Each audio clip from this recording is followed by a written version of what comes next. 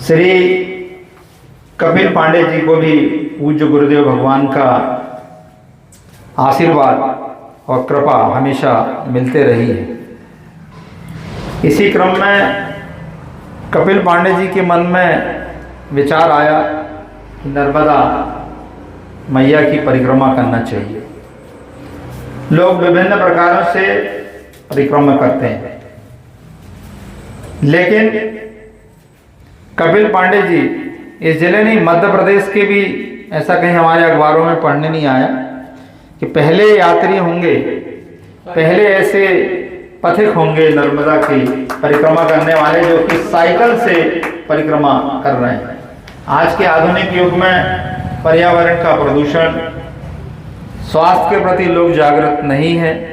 इस यात्रा का उद्देश्य आध्यात्मिक तो है ही, लेकिन आध्यात्मिक के साथ साथ सबसे बड़ा संदेश कि स्वस्थ रहना जरूरी है और मतलब भौतिक आध्यात्मिक और दोनों उद्देश्यों को लेकर कपिल पांडे जी ने संकल्प लिया है। तो आज द्वारका नगर में हम लोगों ने निर्णय लिया कि यात्रा की पूर्ण करने के बाद बहुत लोग होते हैं, लेकिन जब किसी यात्रा कार्य को पूर्ण करना हो संकल्प, तो आशीर्वाद और शुभकामनाएं बाद में महत्व नहीं रखती हैं कि आपकी सद्भावनाएं आशीर्वाद उनको प्राप्त हो और जो भी उसमें मतलब आगे किसी प्रकार का कोई विघ्न ना हो। भगवान शंकर, भगवान हनुमान जी महाराज और माता पार्वती, गणेश भगवान और पूज्य गुरुदेव भगवान से हम लोग सभी प्रार्थना करते हैं कि कपिल पांडे जी की यात्रा निर्विघ्न पूर्ण हो और माँ भगवती उनको सुख समृद्धि और ऐश्वर्य प्रदान करे। अब कपिल पांडे जी कहेंगे कि एक बड़ा कितने 10 वर्ष हो गए आपके साइकिल ऑन सुना होगा, लोग साइकिल को भूल चुके हैं। तो मेरा मानना है कि मध्य प्रदेश में सबसे ज़्यादा साइकिल यदि बिकती हैं आज की स्थिति में तो सिवनी में बिकती है। उसका पूरा श्रेय मतलब है तो पूर्वजों का आशीर्वाद, गुरु कृपा कपिल पांडे जी को जाता है कि यहाँ पर उन्होंने एक साइकिल की जो यात्रा और लोगों को जागृति की है, तो स्वास्थ्य के प्रति उन्होंने ये बहुत बड़ा कार्य किया है। दूसरा, हनुमान जी महाराज की भी उनको बड़ी कृपा है, मतलब उन्हीं की प्रेरणा से सब ये कार्य करते रहते हैं। तो ये बहुत प्रसिद्ध भजन के गायक हनुमान भक्त हैं, समय समय पर अपनी प्रस्तुति निस्वार्थ भाव से ये देते रहते हैं। इसी का परिणाम है कि सामाजिक, धार्मिक और इसके अतिरिक्त जब कुछ समय मिलता है तो राजनीतिक क्षेत्र में भी आप सक्रिय रहते हैं। तो आपकी सभी मनोकामनाएं भगवान हनुमान जी महाराज, गुरुदेव भगवान और माँ नर्मदैया पूर्ण करे, ऐसी अपेक्षा के साथ हम लोग सब आपको शुभकामनाएं प्रेषित करते हैं। और आपने यहाँ पर उपस्थित हुए उसके लिए भी हृदय से धन्यवाद। अब मैं श्री भरत थनोड़ी जी से आग्रह करूंगा कि 2 शब्द संबंधित। बोलिए शंकर भगवान की, बोलिए बजरंगबली की, बोलिए ब्रह्मलीन जगत शंकराचार्य भगवान की।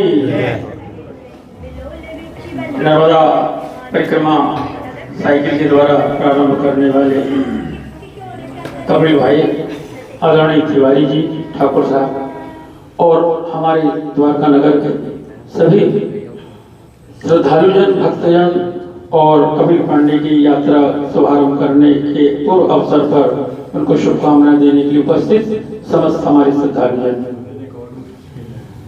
ये जैसा कि अभी प्रशांत भैया ने हमको अवगत कराया, आपके यात्रा का उद्देश्य, आपकी भावना, आपकी संस्कृति संस्कार के विषय में, तो हम तो यही कहेंगे कि आपको शुभकामनाएं द्वारका नगर के लिए पूरी सिवनी शहर की तरफ से आपको बहुत बहुत यात्रा के लिए शुभकामनाएं।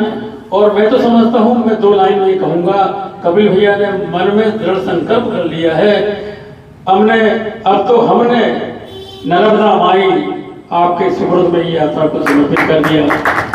जय जय हो नर्मदा मैया की, जय जय हो नर्मदा मैया की, जय बोलो नर्मदा मैया की जय, बोलो नर्मदा मैया की। एक लाइन और। रेवाधार सुहानी है, ए भैया गोता लगा लियो। रेवाधार सुहानी है, ए भैया गोता लगा लियो।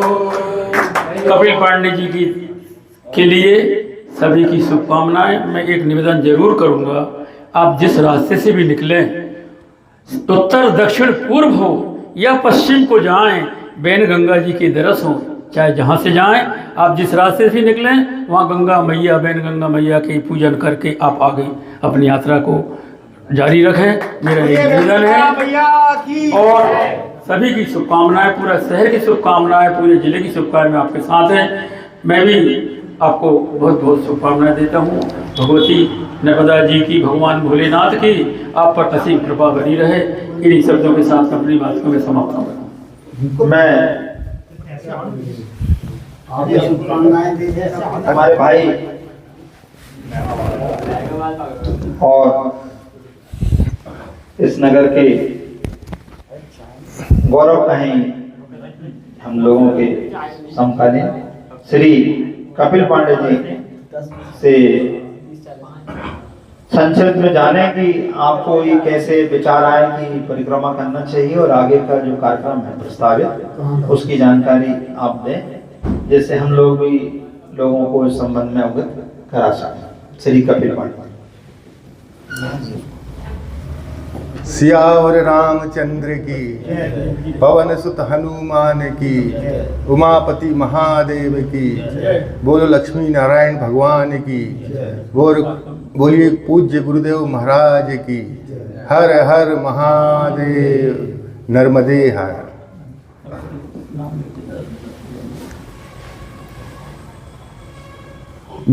मेरे मन में बहुत दिनों से, पिछले 8-10 सालों से ऐसा मन में आया था कि कहीं से साइकिल से लंबी यात्रा एक मुझे करनी चाहिए किसी भी प्रकार से।